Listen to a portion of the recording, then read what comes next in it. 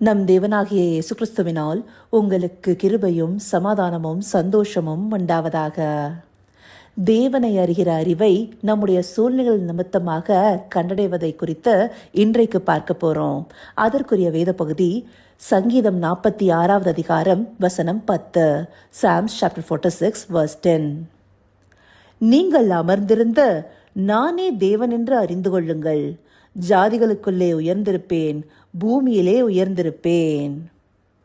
கோராகின் புத்திரர்களால எழுதப்பட்ட சங்கீதத்துல இந்த வார்த்தைகள் தேவனை பற்றி அறிந்து கொள்வதை குறித்து நமக்கு வெளிப்படுத்துது. அந்தபடி இந்த சங்கீதம் அசீரியர்களுடைய கைகள்ல தேவ ஜனங்கள் அகப்பட்டு கொள்ளும் போது அவர்களை விடுவிக்கிறவர் கர்த்தர் என்று அறிந்து கொள்கிற வகையில கோராகின் புத்திரர்கள் இதை எழுதியிருக்கிறாங்க. இந்த வசனத்துடைய துவக்கத்துல நீங்கள் அமர்ந்திருந்து நானே தேவன் என்று அறிந்து கொள்ளுங்கள்னு சொல்லப்பட்டிருக்கு. இந்த வார்த்தைகள் ஆங்கிலத்தில் இன்னும் நேர்த்தியாக குறிப்பிடப்பட்டிருக்கு. Be still and know that I am God. அப்படியாக தேவனுடைய மகத்துவத்தை அறிந்து கொள்வதற்கு நம்முடைய சூழ்நிலைகளே நமக்கு உதவியாக இருக்கு. இந்த பகுதி எடுத்துட்டோம்னா தேவ ஜனங்களுக்கு விரோதமாக அசீரிய படை எழும்புது. இப்படியான சூழ்நிலையில அவங்க அதை மேற்கொள்வதற்கு கர்த்தரே சகாயராக இருப்பாருங்கிறத உணர்ந்து கொள்ளத்தக்க விதத்துல இந்த வசனம் சொல்லப்பட்டிருக்கு. அப்படியாக அவங்க எதுவும் செய்யாம அமர்ந்திருந்து கர்த்தரே தேவன்கிறத அறிந்து கொள்கிற விதமாக தேவன் அவங்களுக்கு மீட்பை கட்டளையிடுவாரு. அப்ப தங்களுடைய தேவன் ஜாதிகளுக்குள்ளேயும் பூமியிலேயும் உயர்ந்தவராக இருக்கிறாருங்கிறத அந்த ஜனங்கள் அறிந்து கொள்வாங்க.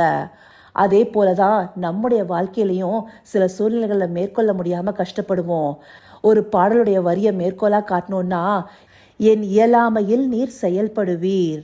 அந்தபடியாக நம்மால எதுவும் செய்ய முடியாத ஒரு சூழ்நிலையே இயலாமைன்னு சொல்றோம். அப்படியான ஒரு சூழ்நிலையில தேவன் நமக்காக எழுந்து அதை செய்து முடிக்கும் போது அவருடைய மகத்துவத்தை விளங்கிக் கொள்கிறோம் இல்லையா? முக்கியமா நம்முடைய வாழ்க்கையில சில வேளைகள்ல நாம நம்பியிருக்கிற சில மனிதர்கள் நம்மளை கைவிடலாம். நம்முடைய உடல்நிலை சரியில்லாம சில வியாதிகள் நிமித்தம் நம்பிக்கை இல்லாத சூழ்நிலைகள் இருக்கலாம்.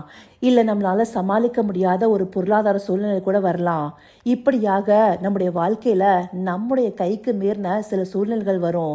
அப்படிப்பட்ட சூழ்நிலைகள்ல நாம தேவனை நோக்கி பார்த்து அமர்ந்திருந்தோமே ஆனால் அவர் தம்முடைய வல்லமையை வெளிப்படுத்தி அவரே தேவன் என்று நம்மை அறிந்து கொள்ள செய்வாரு. தேவனுடைய மகத்துவத்தையும் வல்லமையும் அநேக நேரங்கள்ல நாம மறந்தவர்களாக இருக்கிறோம். அப்படிப்பட்ட சமயத்துல எல்லாம் நம்முடைய சூழ்நிலையே தேவன் இன்னார் என்று நம்மை அறிய செய்கிறது. அப்படி தேவனை அறிந்து கொள்வதற்கு நம்முடைய சூழ்நிலைகள் நமக்கு மிகவும் உதவியாக இருக்கும்.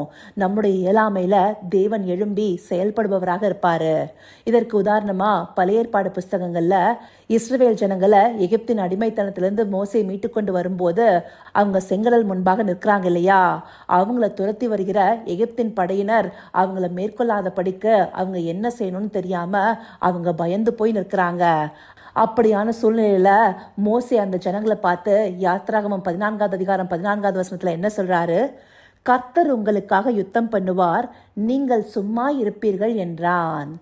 அந்தபடி இங்கேயும் அந்த ஜனங்கள் தங்களுடைய சுயபலத்தால எதையும் செய்யல. அவங்க இயலாமையில நின்று கொண்டிருக்கிறாங்க. அந்த இடத்துல கர்த்தருடைய வல்லமை வெளிப்படும் விதமாக செங்கடலை இரண்டாக தேவன் பிளந்திருக்கிறாரு. அதுல அந்த ஜனங்கள் நடத்தப்பட்ட போது தேவனுடைய மகத்துவம் இன்னதென்று அவங்க அறிந்து கொண்டாங்க இல்லையா?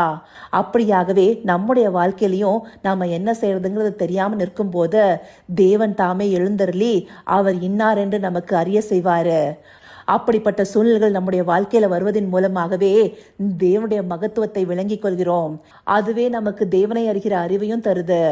இப்படியாக நாம எதுவும் செய்ய முடியாத இயலாமையின் சூழ்நிலை நாம இருந்தோமே ஆனால் இன்றைக்கு நாம தேவனை நோக்கி பார்த்து அமர்ந்திருந்து அவரே தேவன் என்று அறிந்து கொள்ளத்தக்க விதமாக அவரை நோக்கி பார்க்கும்போது தேவன் நமக்காக எழுந்தருளி அவர் இன்னார் என்று அறிய செய்வார். அதை நாம் உணர்ந்து கொள்வதற்காகவே இந்த பகுதிகள் நமக்கு காண்பிக்கப்பட்டிருக்கு.